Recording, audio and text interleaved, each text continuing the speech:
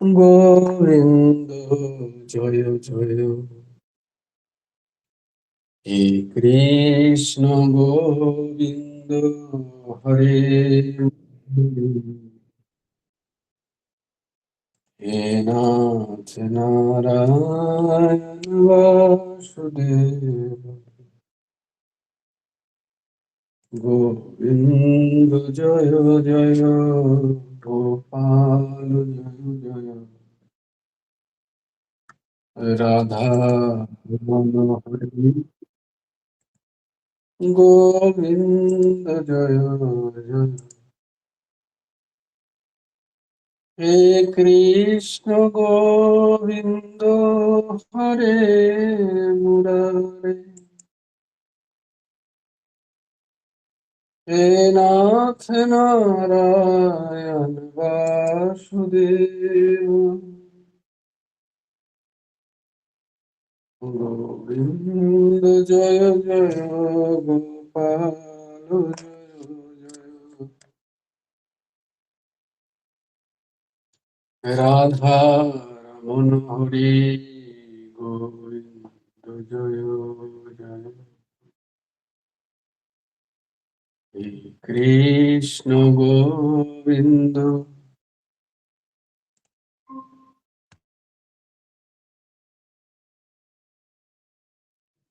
হরে মুরারে হে নাথ নারায়ণ বাসুদেব গোবিন্দ জয় জয় গোপাল রাধা রমণ হরি গোবিন্দ জয় কৃষ্ণ গোবিন্দ হরে মুরারে হে নাথ নারায়ণ বাসুদেব রাধে শ্যাম রাধে শ্যাম রাধে শ্যাম রাধে শ্যাম শ্যাম শ্যাম রাধে রাধে শ্যাম শ্যাম রাধে রাধে রাধে কৃষ্ণ রাধে কৃষ্ণ রাধে কৃষ্ণ রাধে কৃষ্ণ কৃষ্ণ কৃষ্ণ রাধে রাধে কৃষ্ণ কৃষ্ণ রাধে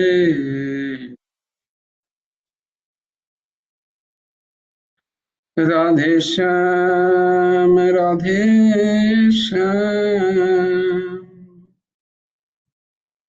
রাধে শ্যাম রাধে শ্যাম শ্যাম শ্যাম রাধে রাধে শ্যাম শ্যাম রাধে রাধে রাধে কৃষ্ণ রাধে কৃষ্ণ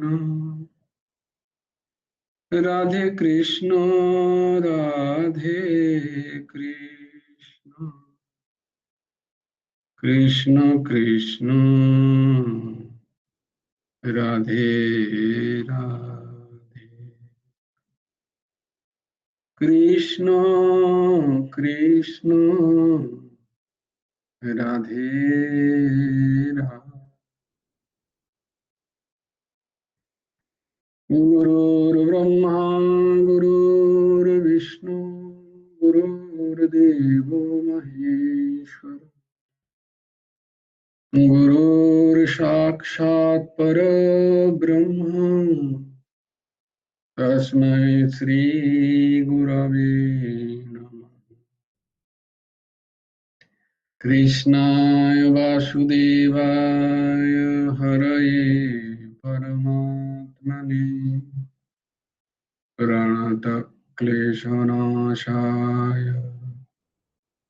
गोविन्दाय नमो।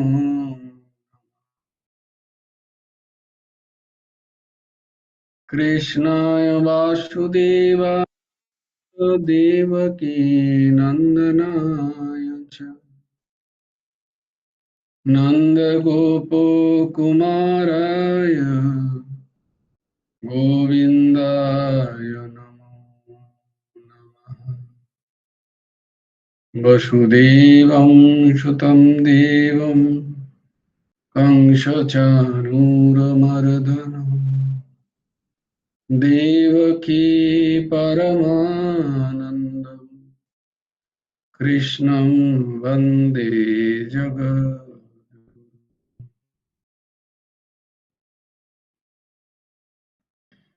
হরি ওম। আজ এই শ্লোকগুলো কন্যা কুসুম মা বলবে, বলো।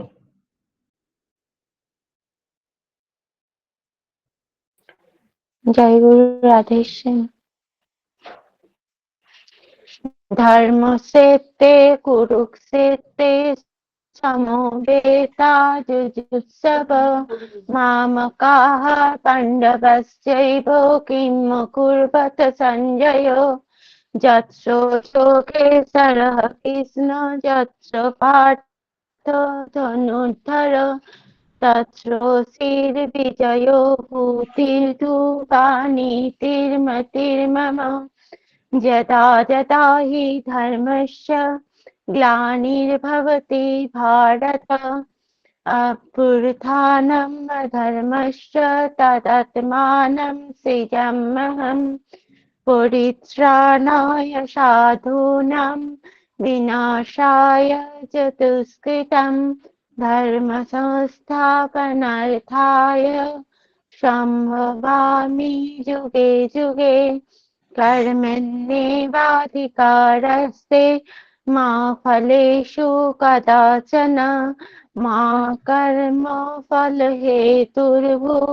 मा ते सङ्गस्य कर्मणि योगस्थ कुरु कर्माणि सङ्गं त्यक्ता धनञ्जय सिद्धा सिद्धो समो भूत्वा समत्तं योग उच्यते विहाय कामन् यत्सर्वान् पुंश्चरति निःस्पृहो निर्ममो निरहङ्कार स शान्तिम् अधिगच्छति तमेव शरणं गच्छ सर्वभावेन भारत तत्प्रसादात् परं शान्तिं स्थानं प्राप्स्यसि शाश्वतम् तद्विद्धि प्रणिपातेन परिप्रश्नेन सेवया उपदिक्षन्ति ते ज्ञानं ज्ञानिनः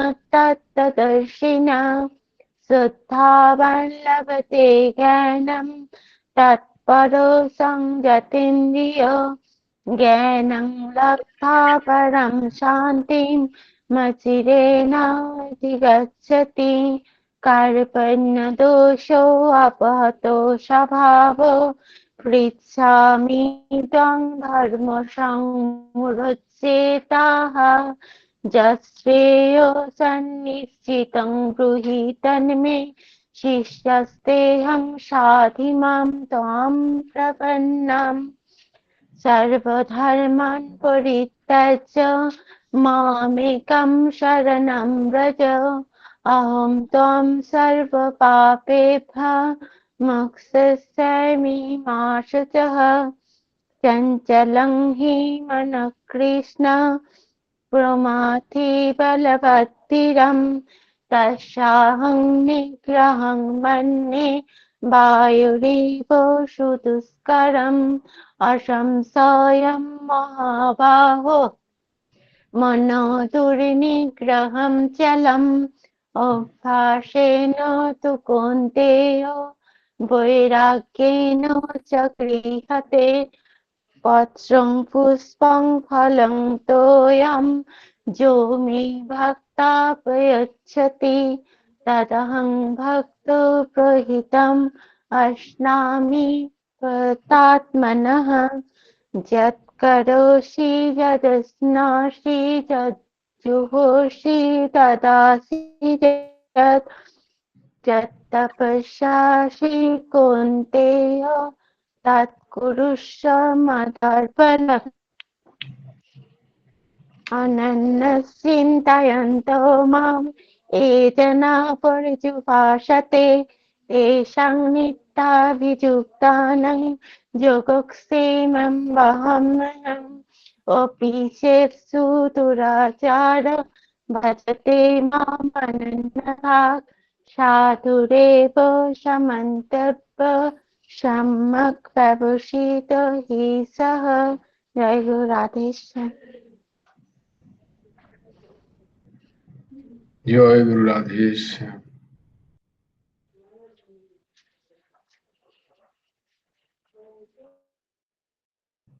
পাঠে দুরকম দোষ হয়। একটা হচ্ছে খুব তাড়াতাড়ি পাঠ, यत्करोषि यदश्नासि यज्जुहोषि ददासि यत्तपस्यासि कौन्तेय तत्कुरुष्व मदर्पणम्। বুঝলাম না কিছু। পাঠ করতে গেলে বলে মানে বুঝে বুঝে পাঠ করতে হয়। আরেকটা পাঠে দোষ, সেটা হচ্ছে, এটা কিন্তু দোষ দর্শন নয়, তুমিও দোষ দর্শন করছো। Yes, very good. কেউ কেউ মনে রাখে ক্লাসগুলো।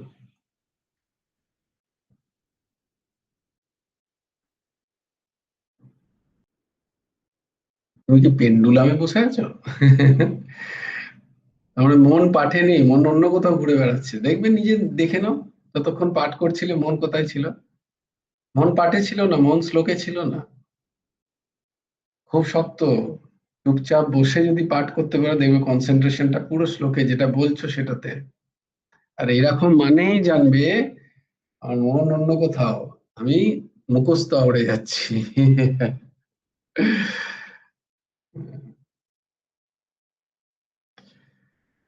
এই জন্য আগে থেকে পড়তাম না, ঢুলে ঢুলে পড়েই যাচ্ছি, মুখস্থ আর হচ্ছে না। কি রে হলো, বলতে পারবি তো? হলো, ব্যাস দুটো শব্দ বেরিয়ে গেল। তার মন মন নেই তো, তাই জন্য এরকম করে উদর পিণ্ডি উদর ঘাড়ে করে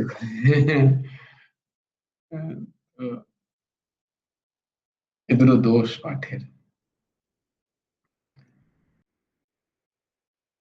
যখন যেটা পাঠ করছি সেটার মানে না বুঝে পাঠ করা, তাড়াতাড়ি পাঠ করা, আর ওই ঢুলে ঢুলে পাঠ করা। আমার কথা নাই কিন্তু, এটা এরকম পাঠের দোষ হিসাবে শাস্ত্রে বর্ণিত আছে।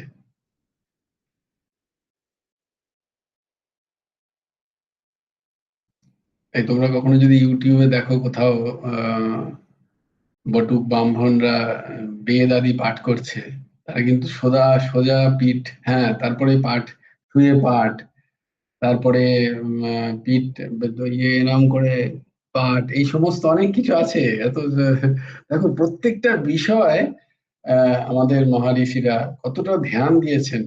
হ্যাঁ, যে তো দেখবে বুটুকরা একদম সোজা দাঁড়িয়ে কি সুন্দর ওরা বেদ পাঠ করেন। কখনো এরম এরম করতে দেখেছো কাউকে? দেখবে ইয়েতে। তারপরে কখনো এদিকে দেখছি, কখনো হাসছি, কখনো ওইদিকে দেখলাম কেউ একটু টুকে দিল, হ্যাঁ তো আমি বলেই চলেছি মাঝখানে। তো এগুলো তো মুখস্থ করা, ওগুলো তো কোনো নিজের কোনো উপকার হচ্ছে না তো। আমি যখন গীতার শ্লোক পাঠ করছি, আমার কনসেন্ট্রেশন আসা উচিত, প্রত্যেকটা শ্লোকের মানে আমার মধ্যে আসা উচিত।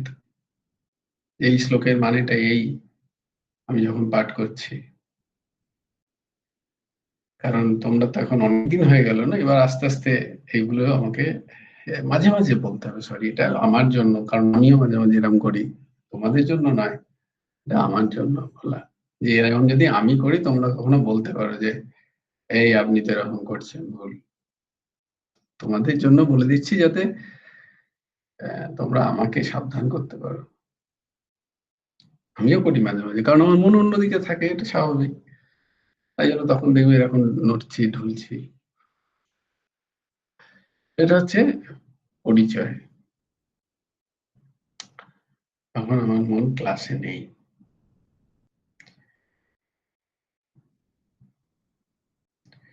যাক, এগুলো তো যারা একদম শুদ্ধ সব করবে তাদের জন্য, আমাদের জন্য এগুলো কোনো রকমে করতে পারছি, এটাই গুরুদেবের কৃপায়। তাই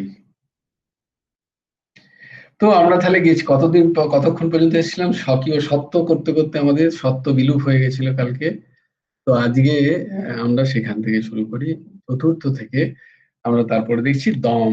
আমরা তো দমটা জানি, সম দম এগুলো তো জানি, যে সম হচ্ছে অন্তরিন্দ্রিয়ের সংযম, দম হচ্ছে বহিরিন্দ্রিয়ের সংযম। এখানে এখানে বলছে যে যজ্ঞ, আমরা যজ্ঞের কথা আগেও পড়েছি, মনে আছে? যে পঞ্চযজ্ঞের কথা, পঞ্চসুনের কথা, যে গৃহস্থ নরনারীকে পঞ্চযজ্ঞ করতে হয়। উম, দেবযজ্ঞ, পিতৃযজ্ঞ, ভূতযজ্ঞ, নৃযজ্ঞ বা মনুষ্য যজ্ঞ আদি আদি, এই সমস্ত যজ্ঞ আদি তাদের করতে হয়। তো এই যজ্ঞের কথা, তো যারা যারা যে দৈব সম্পদ কি না, যারা এই আহ যজ্ঞের প্রতি জাগ্রত, যারা, যাদের বিবেক এই যজ্ঞের প্রতি শ্রদ্ধা সম্পন্ন, এই যজ্ঞ তাদের ধারণ করা উচিত। তারপরে হচ্ছে স্বাধ্যায়। স্বাধ্যায় বলছে জীবনটাকে যদি সফল করতে হয় মনুষ্য শরীর নিয়ে, তাহলে প্রত্যেক দিন চারটে জিনিস করতেই হবে। প্রত্যেক দিন চারটে জিনিস,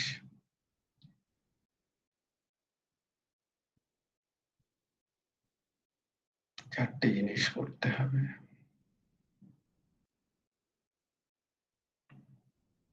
কি কি?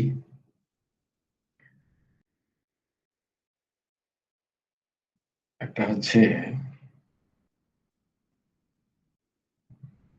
তোমাদের করতে বলছি না আমি, যে যদি করতে পারলে ভালো আর কি, এরকম বলছি।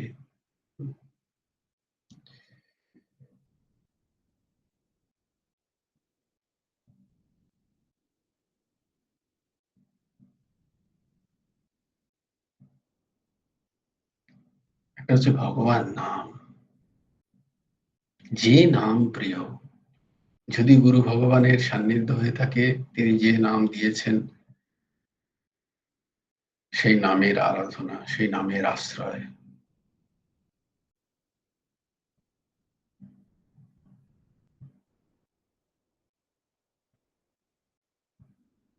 দ্বিতীয় হচ্ছে স্বাধ্যায়।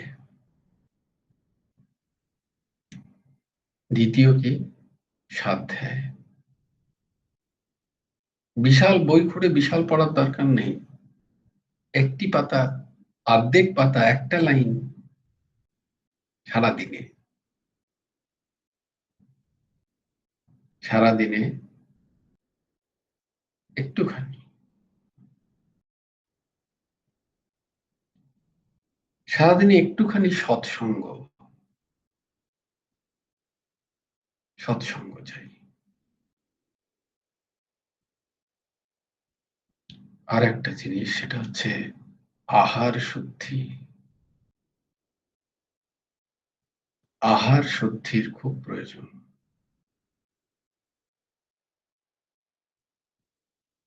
তো আজকে জ্ঞানদা হয় না, জ্ঞানদা মানে আমার সেটা এই দাসের ওই বদ অভ্যাস আছে আর কি, যাকে পারলাম একটুখানি ধরে জ্ঞান দিয়ে দিলাম। তো আজকে ওরকমই একজনকে বলছিলাম, কারণ সে আগে জিজ্ঞেস করেছিল যে আমার এই সমস্যা হচ্ছে, আমি কি করবো? তো তাকে যখন এটা বলতে গিয়ে বললাম, দেখ ওই এই যে চারটে কি তুই পালন করিস কি, চেষ্টা কর পালন করার। তো তাকেও বললাম, তো তো আহার শুদ্ধির ব্যাপারে প্রথমেই সবাইকার মাথায় আসে যে নন ভেজ ছেড়ে দাও। কারণ যেহেতু আমাকে তো স্বাভাবিকভাবে সবাই বলবে যে যেহেতু তো ও ছেড়েছে তাই জন্য সবাইকে প্রেশার দিচ্ছে নন ভেজ ছেড়ে দিতে। না না না না, আহার শুদ্ধি তোমাদের খুব ভালো করে ব্যাখ্যা করা আছে তাই না? ওটা তো একটা ইন্দ্রিয়ের আহার, ওইটা ত্যাগ করলেই হবে না। হুম, যদিও ওটাও ত্যাগ করলে ভালো, ওটারও অনেক প্রভাব আসে, এর মধ্যে কোনো সন্দেহ নেই। সব থেকে বেশি প্রভাব ওটারই হয়। কিন্তু বাকি যে চারটে ইন্দ্রিয়, চক্ষু, কর্ণ, নাসিকা, ত্বক, জিহ্বা ছাড়া বাকি যে চারটে ইন্দ্রিয়ের যে আহার, সেই আহার আমি কি করছি?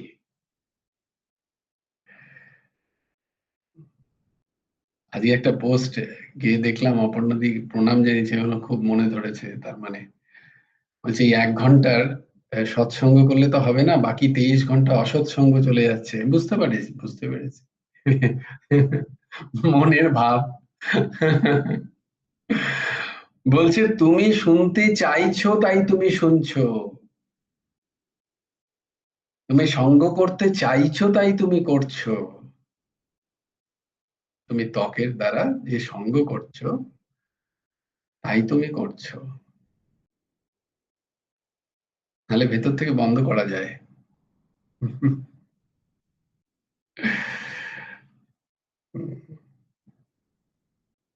বাইরেকে দেখিয়ে লাভ নেই আমাদের। যদ্যপি কথাটা 100% ঠিক, কিন্তু সেটা শুরুটা তো আমার দিক থেকেই হবে, আমার থেকেই হবে। চেষ্টা করতে হবে সৎসঙ্গের পরিবেশ তৈরি করা চারপাশে,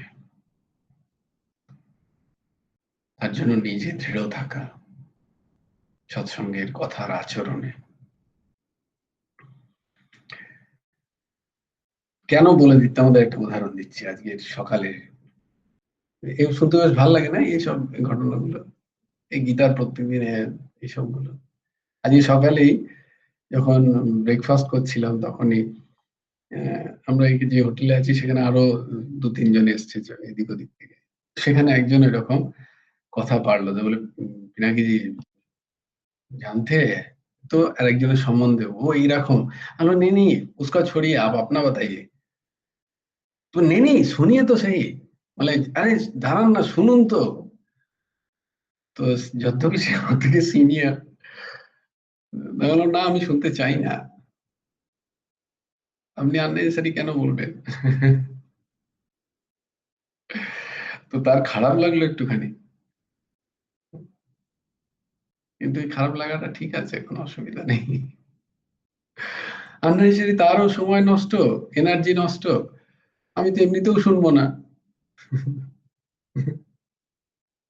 সে বললেও যে আমি শুনবো তার কোনো মানে নেই, তো ফালতু বলে কি লাভ।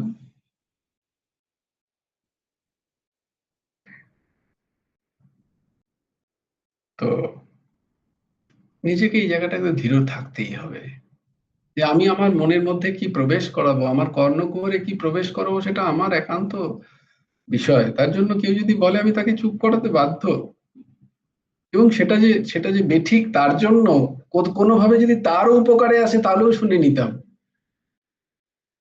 অন্য কারুর সমালোচনা কেউ করছে, সে নিজের যদি সমালোচনা করতো তাহলেও আমি শুনে নিতাম।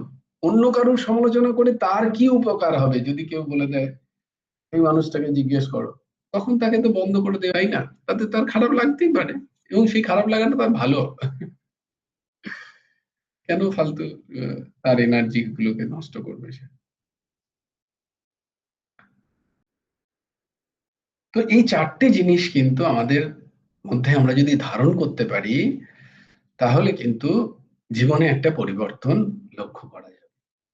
কি কি কি কি বললাম? প্রথম হচ্ছে যে নাম আমার ভালো লাগছে, আমি গুরু প্রদত্ত নাম পেয়ে গেলে, গুরু প্রদত্ত দীক্ষা মন্ত্র পেয়ে গেলে তো কথাই নেই, ব্যাস এটাকেই আঁকড়ে ধরে নি। তারপর আমি যে নাম শুনেছি যেভাবে, যেমন আমরা এখানে রাধেশ্যাম নাম করি, গোবিন্দ জয় জয় গোপাল জয় জয় করি, যে কোনো নামকে আহ, নিরন্তর একটা, তাকে আশ্রয় করা, নামকে আশ্রয় করা, নামের আশ্রয়। দ্বিতীয় কি, একটুখানি সদ্গ্রন্থ, শ্রীমদ্ ভাগবত গীতা, শ্রীমদ্ ভাগবত আদি আদি, বা পরমহংস ঠাকুর শ্রী শ্রী হেমন্তদেব জিউর রচিত যে কোনো গ্রন্থাবলীর একটা পৃষ্ঠারও দরকার নেই, একটা স্ট্যাঞ্জা পড়ার কি সময় হয় না? আমাদের সময় হবে না? আমরা এতই ব্যস্ত থাকবো কি যে আমরা 5-6টা লাইন পড়তে পারবো না? ন্যূনতম ন্যূনতম ন্যূনতম অভ্যাস করো, সরলতমের অভ্যাস। তাহলে কি কি হলো? নাম আশ্রয়, স্বাধ্যায়, সদ্গ্রন্থের পাঠ, সৎসঙ্গ, কোনো মহাপুরুষের বাণী শ্রবণ করলাম, কোথাও যদি সৎসঙ্গের সুযোগ হয় সেটা করে নিলাম একটুখানি, সেখানে গিয়ে সৎসঙ্গ। সতাম প্রসঙ্গাত মম বীর্য হৃৎকর্ণ রসায়নী কথা, ভগবানের কথা একটু শ্রবণ করলাম। আর আহার শুদ্ধি, পঞ্চ ইন্দ্রিয় দ্বারা আমি কি গ্রহণ করছি সেইটার দিকে একটু নজর রাখা। আমি কি দৃশ্য আমি দেখছি, আমি কি শুনছি, আমি কার সাথে উঠছি বসছি, আমি কি ঘ্রাণ নিচ্ছি, আমি কি স্বাদ নিচ্ছি, এগুলোর দিকে বিবেকপূর্ণ দৃষ্টি রাখা। এটা করলে জীবন সুন্দর হয়। যে মহাপুরুষ বলছেন, তিনি বলছেন এইটা যদি কেউ খেয়াল রাখতে পারে তাহলে তার পরম কল্যাণ, শুধু কল্যাণ নয়, পরম কল্যাণ।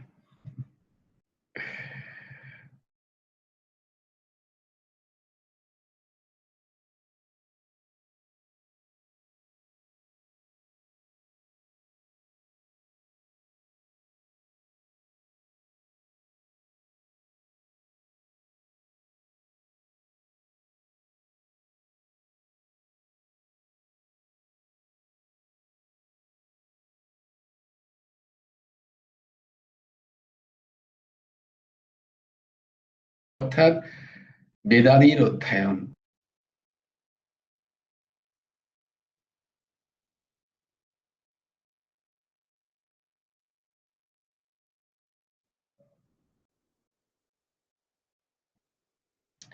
তো বেদ প্রতিপাদিত সবকিছুই, সেই সমস্ত গ্রন্থের অধ্যয়ন।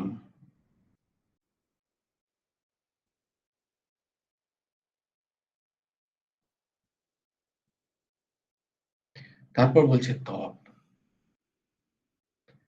একটু তপস্যা করা।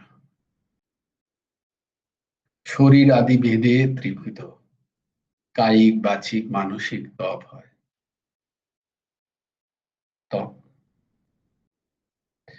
আর্য, সরলতাকে গ্রহণ করা, বক্রতাকে যত যত সম্ভব বক্রতাকে পরিত্যাগ করা, সরলতা। আর্য, অবক্রতা, অহিংসা, হিংসার অভাব, যতটা পারা যায় সত্য কথা কথন, কিন্তু সত্যম বদ প্রিয়ম বদ। আর যদি না বলতে পারো চুপ থাকো, अपना होंठ बंद करो।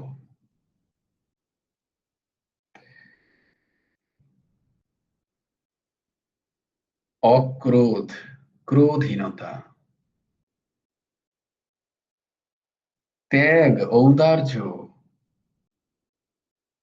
সন্ন্যাস, এসবকে ধারণ করা, শান্তি, অন্তঃকরণের উপশম। এই দেখো 15 নাম্বারটা সব থেকে, এটা আমাদের পালনযোগ্য। অপৈশুনম, কি সুন্দর একটা কথা, অপৈশুনম, পরের সমক্ষে পরের দোষ বলা পৈশুন, তাহার অভাব হচ্ছে অপৈশুন। আর এই স্বভাবটা হচ্ছে অপৈশুনম।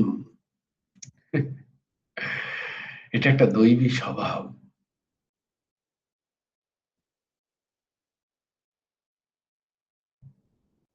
এর কথাও কে ওর কথাটাকে না বলা। দয়া, দুঃখী প্রাণীগণের প্রতি অনুকম্পা। অলোলুপ্ত, বিষয় সন্নিধানেও ইন্দ্রিয়ের যে বিকারহীনতা, বিষয় সামনে থেকেও ইন্দ্রিয়ের যে তার প্রতি আকর্ষণ, সেটা বলা হয় ইন্দ্রিয়ের বিকারত্ব প্রাপ্ত, লোভ যেটাকে বলা হয়, লোভ। আমি লোভের কারণে আমার ইন্দ্রিয় দৌড়চ্ছে সেই দিকে, সেটা ভোগ ইচ্ছায়।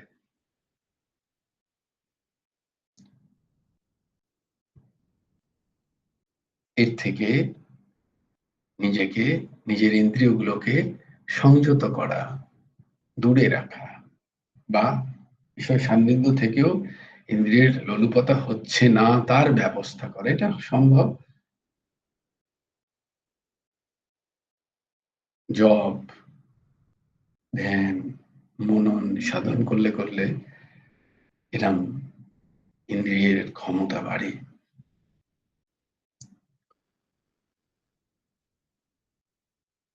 মার্দব, মার্দব মানে অক্রূরতা, মৃদুতা, মানে এটা মৃদু ব্যবহার করা সবার সাথে, অক্রূরতা।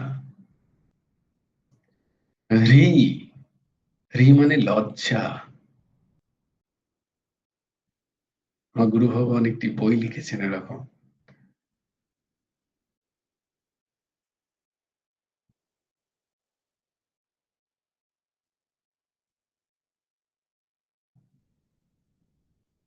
একটা কথা আছে না বাংলায়, যে কি আছে, লজ্জা ভয়, আরেকটা কি না, তিন থাকতে নয়। লজ্জা ঘৃণা লজ্জা ভয় তিন ঘৃণা থাকতে ভয় নয়। তিন থাকতে নয়। লজ্জা ঘৃণা ভয় তিন থাকতে নয়। গুরু ভগবান বলছেন লজ্জা ঘৃণা ভয় তিন থাকতেই হয়।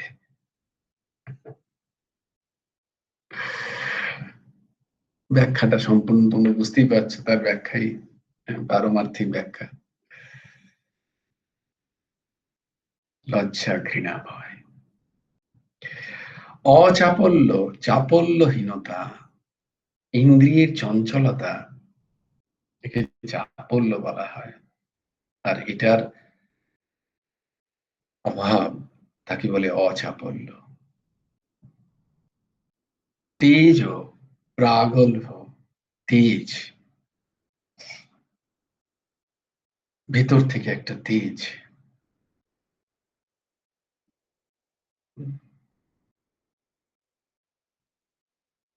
ক্ষমা,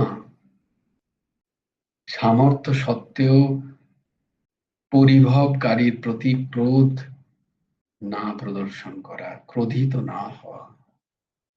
আমার ক্ষমা আছে, আমার আমার ক্ষমতা আছে, আমি, কিন্তু আমার ক্রোধ আমি প্রদর্শন করলাম না। ক্ষমা, উচ্চতা। ধৃতি, দেহেন্দ্রিয় আদির ধারণক্ষম যত্ন বিশেষ। ধৃতি, ইন্দ্রিয়কে যথেচ্ছা, তার যথেচ্ছাচারে তাকে প্রবাহিত না করাকে বলা হয় ধৃতি।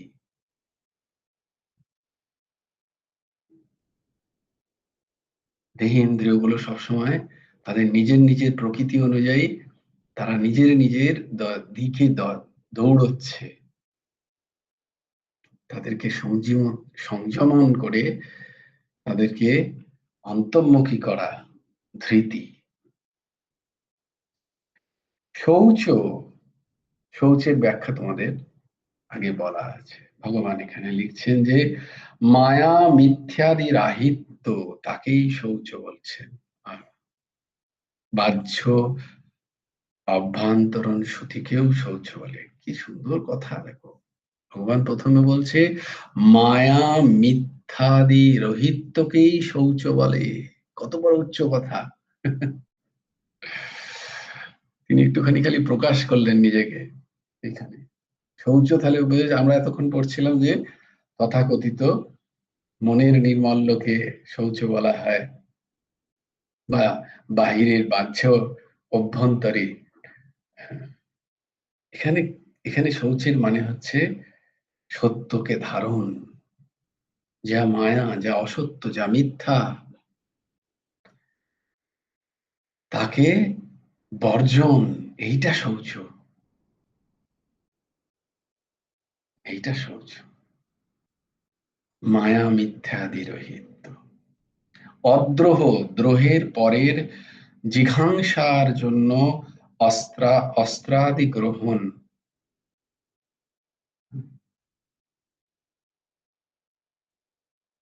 দ্রোহ পরের জিঘাংসার জন্য অস্ত্রাদি গ্রহণ। প্রথমে দ্রোহ হয়েছে, এবার তাকে শাস্তি দিতে হবে, তো আর করো লাঠি সোটা তরোয়াল। এইটা যারা গ্রহণ করছে তারা কি করছে? জিঘাংসা, প্রাণী হত্যা। আর তার অভাব, সেই সেই বৃত্তির অভাবকে বলা হয় অদ্রোহ। নাতিমানিতা, আপনাকে অতি মান্য বলিয়া অভিমানের অভাব।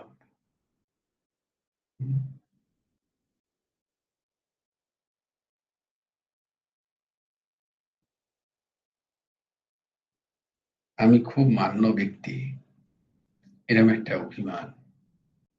এই অভিমানের অভাবকে বলা হয় নাতিমানিতা।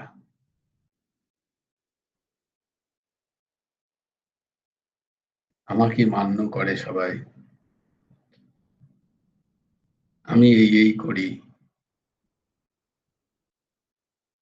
আমার এই গুণ আছে, আমাকে এখানে এখানে সবাই চেনে।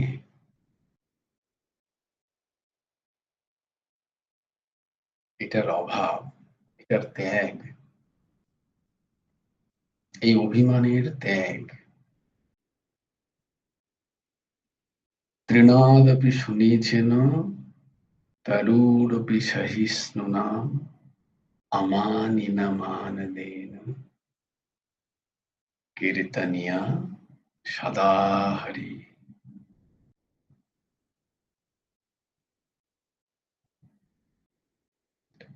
নাতিমানিতা।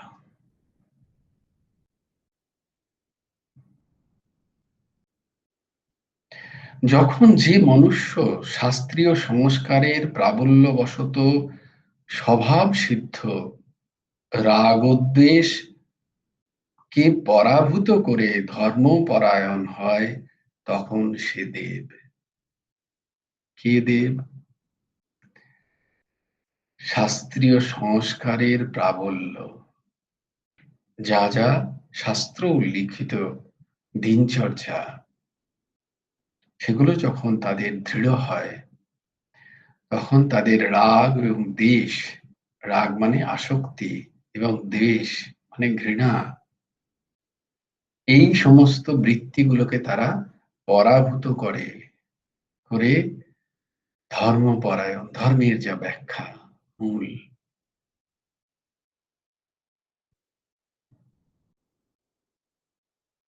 ধর্মপরায়ণ হয়, তখন সে দেব।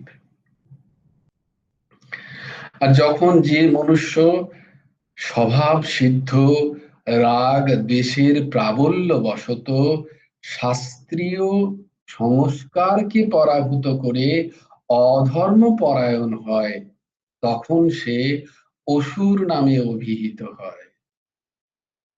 তখন সে অসুর নামে অভিহিত হয়। যখন কোনো মানুষের স্বভাব রাগদ্বেষমূলক হয়, এ ভালো ও খারাপ, এ সুন্দর ও বাজে, এই রাগদ্বেষমূলক স্বভাব, এটাকে গ্রহণ করে তার প্রাবল্য নিজের চিত্ত চেতনায় বৃদ্ধি করে শাস্ত্রীয় যে সংস্কার, যে যে গুণের কথা বলা হলো, এই 26টা গুণ, তাকে তাকে অবমানিত করা, তাকে দূরে ঠেলে দেওয়া এবং অধর্মপরায়ণ, তখন তাকে অসুর নামে অভিহিত করা হয়। তাই দৈব ও আসুরি প্রকৃতি ছাড়া তৃতীয় প্রকৃতি আর নাই, দেব বলছেন। এই দুই প্রকৃতি আমাদের মধ্যে খেলা করছে। তাই আমরা কোন প্রকৃতির হব, সেটা আমাদের বা হতে চাই, আমাদের ইচ্ছা কি, সেটা আগে ঠিক করে নিতে হয়। একজন মহাপুরুষ সুন্দর বলছেন যে সুন্দর ফুলের গন্ধ গন্ধ ভালো, না আস্তাকুড়ের জঞ্জালের পচা গন্ধ ভালো, কোনটা তুমি নিতে চাও, আগে সেটাকে ভালো করে বিচার করে নাও। জীবনে তোমার কোনটা চাই, এইটা আগে ভালো করে বিচার করো। এটা তো খুব সোজা বিচার করা। এইটাকে আগে বিচার করো, বিচার করে তারপরে নিজের জীবনটাকে শুরু করো। এইটুকু বিচার তো সবাই করতে পারি। আমি চাই কি আমার চারপাশে, এটা বিচার করে কি করে পাবো, তার জন্য তদ্বিদ্ধি প্রণিপাতেন, খোঁজো। শাস্ত্রের দ্বারস্থ হও, মহাপুরুষের দ্বারস্থ হও, সৎসঙ্গের দ্বারস্থ হয়। তাই জন্য বলা হলো না যে স্বাধ্যায় করো, একটুখানি একটু সৎসঙ্গ করো, নিজের আহার গুলোকে একটু শুদ্ধ করলেই সৎসঙ্গ গুলোতে এসে সেটা সেটা প্রভাব ফেলে। সৎসঙ্গ প্রভাব ফেলে আমাদের মধ্যে। আহার শুদ্ধি না হলে প্রভাব খুব মুশকিল পড়া। সৎ বিষয়ের প্রভাব পড়া খুব কঠিন, আহার শুদ্ধি প্রয়োজন, নাহলে সৎসঙ্গের প্রভাব পড়ে না। সৎ বিষয় পড়লেও তার প্রভাব পড়ে না। দেখবে অসৎ বিষয় পড়েছো, অসৎ বিষয় দেখেছো বা অসৎ বিষয় শুনেছো, সেটা মনের মধ্যে এমন একটা ছাপ তৈরি হয়েছে, সেটা ভুলছিই না।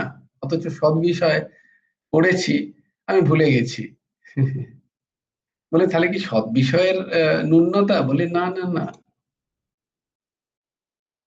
সে তো সৎ, বরাবরই সৎ। আর যে অসৎ সে তো অসৎই সবসময়। আমার আহারের প্রবৃত্তি অনুযায়ী আমার সৎ গুলো এসেও টিকছে না, আর অসৎ গুলো এসেও যাচ্ছে না। সৎ এসে টিকছে না, আর অসৎ এসে যাচ্ছে না। এটা আমার দোষ। কিসের দোষ? আহারের দোষ।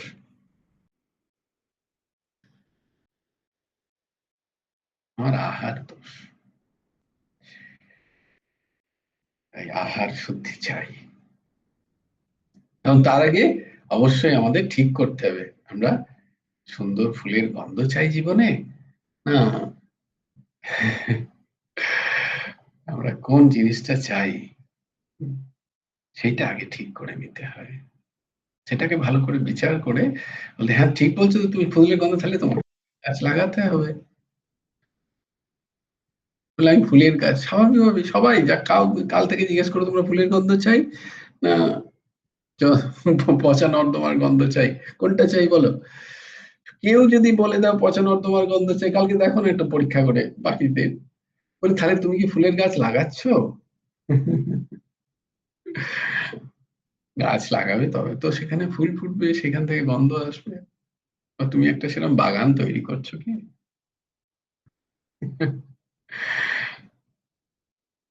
শুক্লাদি কিছু বলবে। জয় গুরু রাধেশ্যাম। বলছি যে ভাই, এই যে পঞ্চ ইন্দ্রিয় তুমি আহার শুদ্ধি বলছো, মানে পঞ্চ ইন্দ্রিয়ের আহার, হুম, তো এই পঞ্চ ইন্দ্রিয় দ্বারা আসলে তো মনই গ্রহণ করে, বা মন চাই বলেই পঞ্চ ইন্দ্রিয় সেই সেই দিকে ধাবিত হয়। পঞ্চ ইন্দ্রিয় মানে কন্ট্রোল বা বলো যাই বলো, সে যে আসলে তো সেই মন দ্বারাই সবকিছু গ্রহণ করছে। মানে মন চাইছে বলেই কিন্তু চোখ দেখছে, বা ত্বক চাই, যাই বলো সেই কাজটা করছে, এবং তাদের দ্বারা যে অনুভূতিটা হচ্ছে আসলে সেটা হচ্ছে মনই গ্রহণ করছে। হুম, তার মানে হুম, পঞ্চেন্দ্রিয়র ব্যাপারটা হচ্ছে মনের মধ্যে।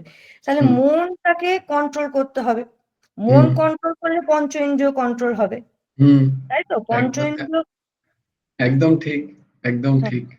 এইবার এই মনটাকে শিক্ষিত করার জন্য, কিন্তু মন তো চাইছে উল্টো পাল্টা, সেই জন্য ইন্দ্রিয়গুলো চাইছে উল্টো পাল্টা।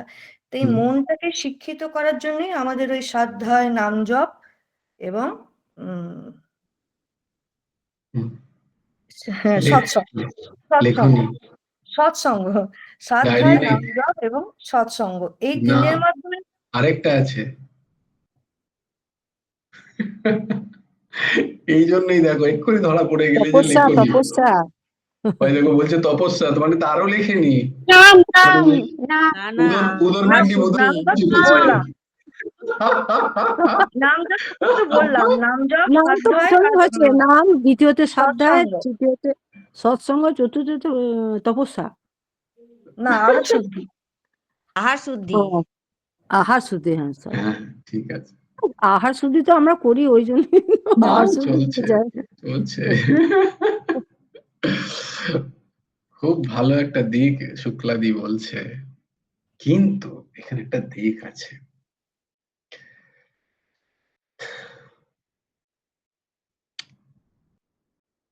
সেটা হলো গিয়ে, দেখবে যে যার যা চাহিদা, ইন্দ্রিয় দৌড়চ্ছে, মন সংযমিত নয়, মনের লাগাম ইন্দ্রিয়তে নেই। তোমাদের আগেও এর ব্যাখ্যা করেছি এরকম ভাবে যে জীবাত্মা, জীবাত্মার অধীনে হচ্ছে বুদ্ধি, বুদ্ধির অধীনে মন, মনের অধীনে ইন্দ্রিয়, তাই তো? হয়েছে কি, উল্টো হয়ে গেছে। ইন্দ্রিয়ের ভোগিচ্ছা সেটা মনেরই অংশ, কিন্তু মন তাতে তার গোলাম হয়ে গেছে, মনের স্বকীয়তা হারিয়ে গেছে মন, মনের গোলাম হয়ে গেছে বুদ্ধি। আর বুদ্ধি যেহেতু মন এবং ইন্দ্রিয়ের গোলাম হয়ে গেছে, জীবাত্মা ভাবছে বুদ্ধি আমি, তাই তার মধ্যে সে ব্যাপৃত হয়ে যাচ্ছে। এখন প্রশ্ন হচ্ছে, এই মনকে সংযমিত করা খুব কঠিন, মনকে সংযমিত করা কঠিন।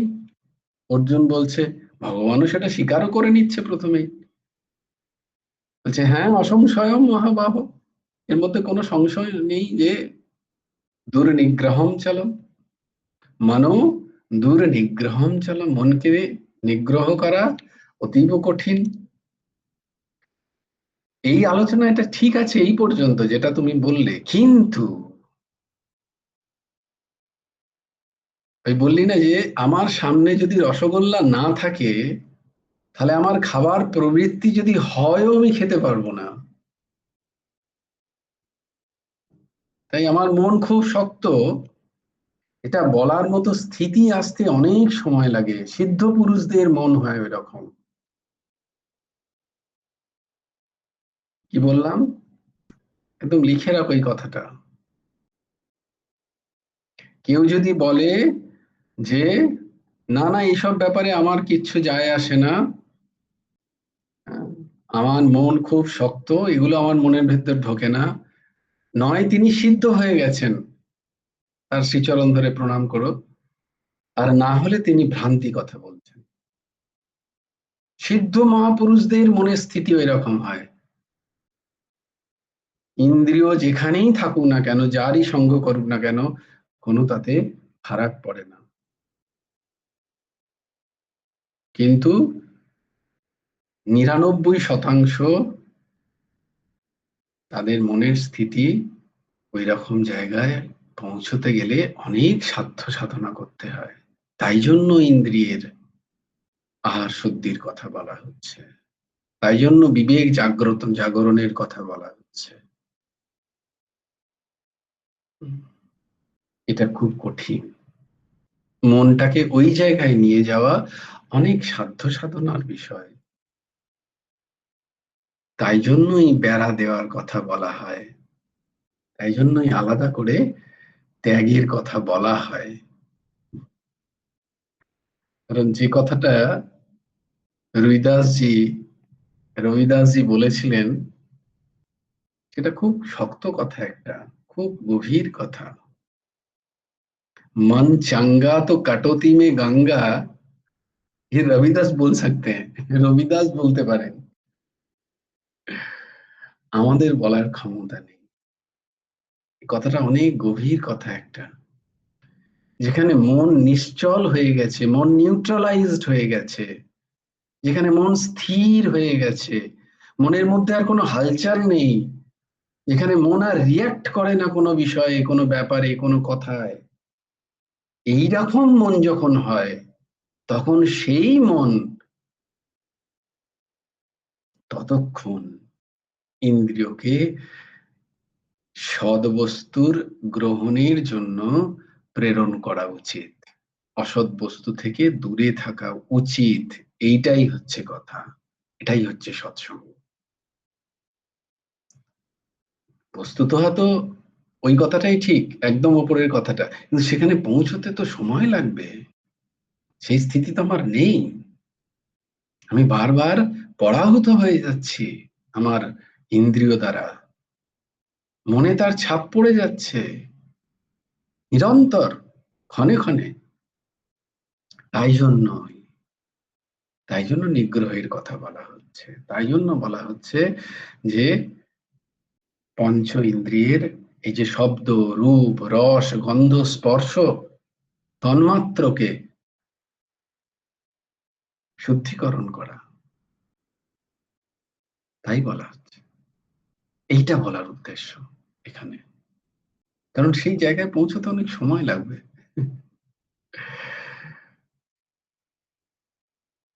এইটা করতে করতে যখন আমরা এই পঞ্চ ইন্দ্রিয়কে তাদের যে অসৎ ভোগবৃত্তি থেকে তাদের আহার যত আমি শুদ্ধ করব, ততই মন নির্মল হয়, ততই মনের শক্তি বাড়ে, মন তত, তারপরে আস্তে আস্তে মন এমন তৈরি হয় যখন এই মনটা আবার এদেরকে নিয়ন্ত্রণ করতে পারে।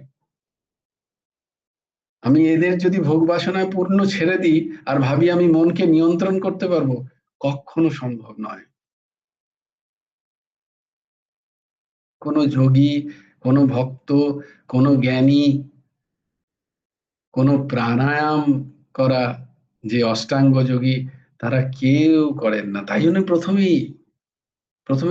প্রথমেই ইয়ম, প্রথমেই দম সমের কথা লেখা হয়, বলা হয় যোগে। ধ্যান যোগের ক্ষেত্রেও প্রথমেই বলা হয় ইন্দ্রিয় নিগ্রহের কথা। ভক্তি যোগেও প্রথমেই বলে দেয়া হচ্ছে যে ইন্দ্রিয়কে একমুখীন করো, ভগবানের প্রসাদ ছাড়া পেও না, শুদ্ধ বস্তুকে দর্শন করো, ভক্তদের সঙ্গ করো। দেখো, ওই পাঁচটা জিনিসকেই নিয়ন্ত্রণ করছে, শব্দ, রূপ, রস, গন্ধ, স্পর্শ। ভগবানের কথাকে শ্রবণ করো। কেন? কারণ মন একেবারে হবে না, এগুলোর সাথে সাথে মন নির্মল হয়ে যাবে, মন নিউট্রালাইজড হয়ে যাবে, মন বিক্রিয়াহীন ক্রিয়াহীন হয়ে যাবে। এটা সম্ভবই নয়, এটা হয় না। তাই জন্য বলার উদ্দেশ্য যে এগুলোর দিকে আগে খেয়াল রাখতে রাখতে রাখতে রাখতে মন শক্ত হয়, দৃঢ় হয়, ধৃতি আসে মনের মধ্যে, তখন মনের ক্ষমতা জাগে এগুলোকে কন্ট্রোল করার। ওই সঙ্গে থাকলেও তখন ভেতর থেকে বন্ধ করে দিয়ে যাওয়া যায়। আমি শুনেও শুনছি না, আমি দেখেও দেখছি না, এটা কঠিন একটু। এটার জন্য সাধন করতে হয়, প্র্যাকটিস করতে হয়। দিদি বোঝাতে পারলাম? জয় গুরু রাধেশ্যাম। হ্যাঁ মানে ওই যে তুমি যে বললে প্রথমে যে জম আর কি, জমটা আগে আমাদেরকে করতে হবে, বাইরের ইন্দ্রিয়গুলোকে প্রথমে আমাদেরকে মানে নিগ্রহ করে আসতে করতে হবে, তবে মন হবে। আস্তে আস্তে হবে, হ্যাঁ, তারপরে মন সেই সাথে না মনকে এই না হলে তিনটে কেউ যদি ব্যাপারে বলে, লাগিয়ে রাখতে হবে। একদম কেউ যদি বলে আমি এইসব পড়বো অথচ আমি মনকেও একদম শক্ত করে নেব, সে ঠিক পথে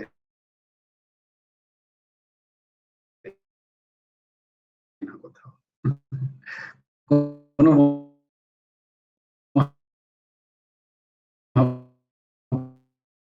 পুরুষ কখনো এরকম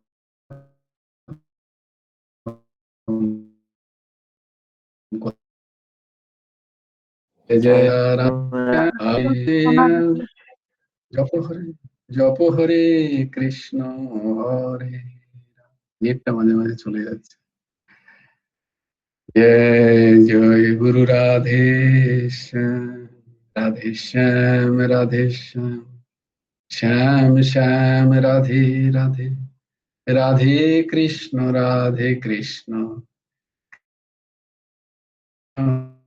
রাধে রাধে। জয় গুরু